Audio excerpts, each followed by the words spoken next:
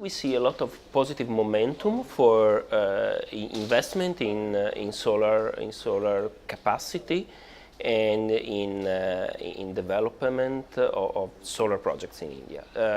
For us, we are making equipment, so our customers are the people making the cells, and part of the momentum we see is not only on the final market, is also on the actual capacity, which is going to be installed in India. That's growing very, very fast. So we definitely see a lot of positive growth in that sense. We see customers adding capacity, customers adding technology, and adding capabilities in India. And that's the market we are serving. That's where we're working. Yeah, so we are a global company with global reach. We always looked for the Indian market. We have an installed base that dates back for several years. I'm talking for solar, of course, and for solar applications. We are following the market, and so we are working where customers are. We are solving customer problems where customers are located and where customers are investing. And so we are basically following the market evolutions, and we are helping our customers. That's not a decision date. It's not something happening day by night. It's just we're going after. Every market, every regional market you work with has some peculiarities for one reason or the other. Let's say India is coming to the big volume, very high volume manufacturing of solar cells a little bit later than other countries.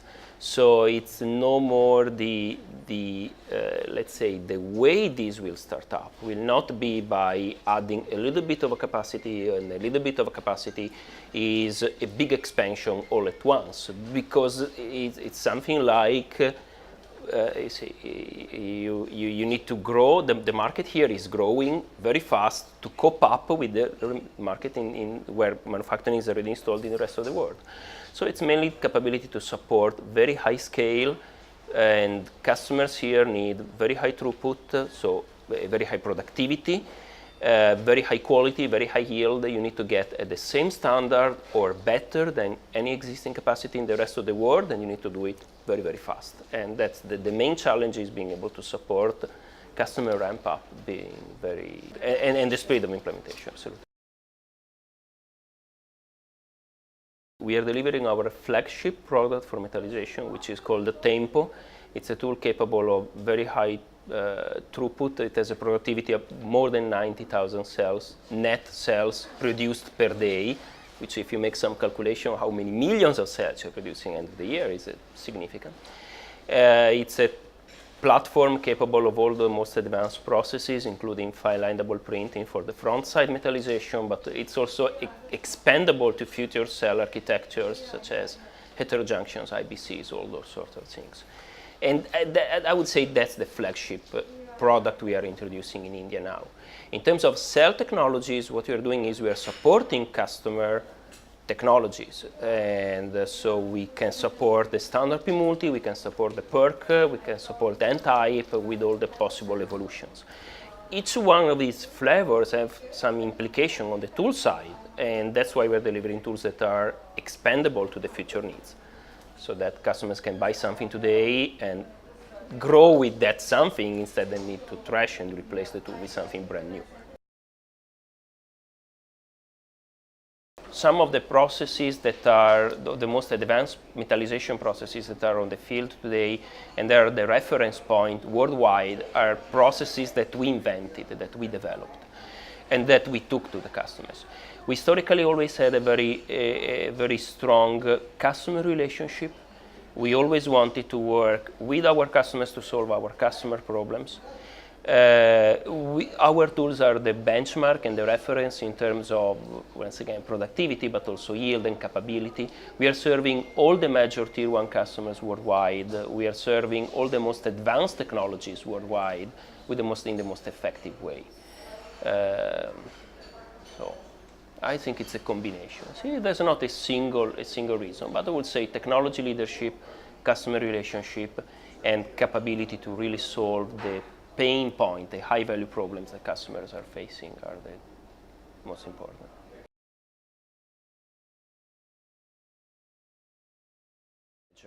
Solar, historically, all of the solar market has been influenced one way or the other by government policies. That's true for every energy sector if you look closely at it.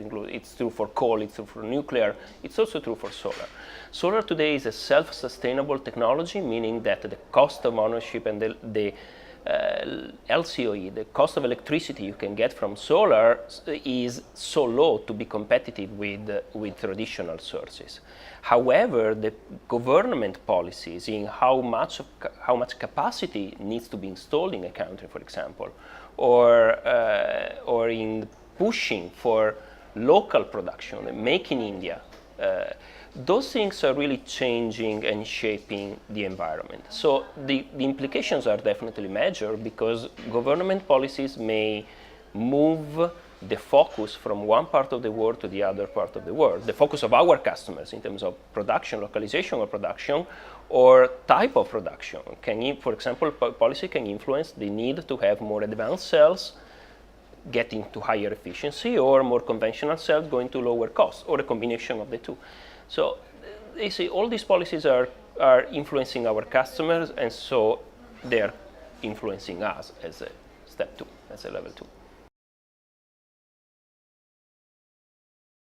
The 100 gigawatt target by 2022 is a significant target. Okay, it's ambitious, but it's doable. It's also realistic. Everything I can read in the press is telling me that the India is going in that direction, is executing. I think executing this and give our customers the confidence that they are really investing in the right direction, because there's a long-term vision behind this, is very likely the most important thing.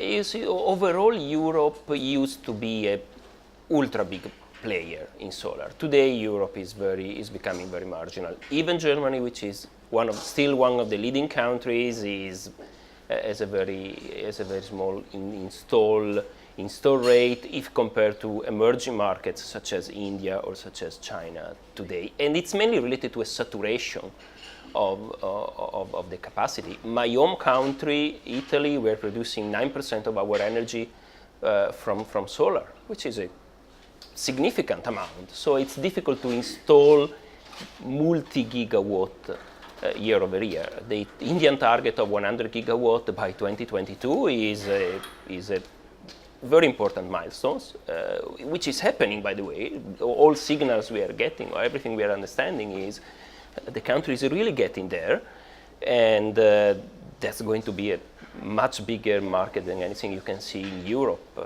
in these years. It's one of the most important markets worldwide, definitely. And there are a number of reasons for this. One of the simplest reasons is one of the biggest countries with the biggest population in the world. And of course, I already mentioned Italy has a very high penetration of solar, but in Italy we are 50 million people. It's a teeny country.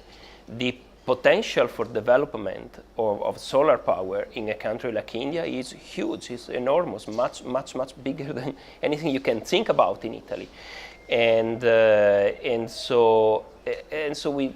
That's why we think there's really a lot of potential. You have a lot of people that need to access a lot of services, and they need electricity to access those services, and which is the best way of producing electricity today, and the wisest way of producing electricity today is getting it from renewable sources. Wind, solar, that's the way we should get it. We have a number of major collaborations with customers worldwide, including major expansions in India and major collaborations in India these days. So there's really a lot of traction, a lot of interest. We're having a lot of very interesting discussions during this show, both with existing customers and with new or potential new customers that are interested to work with us.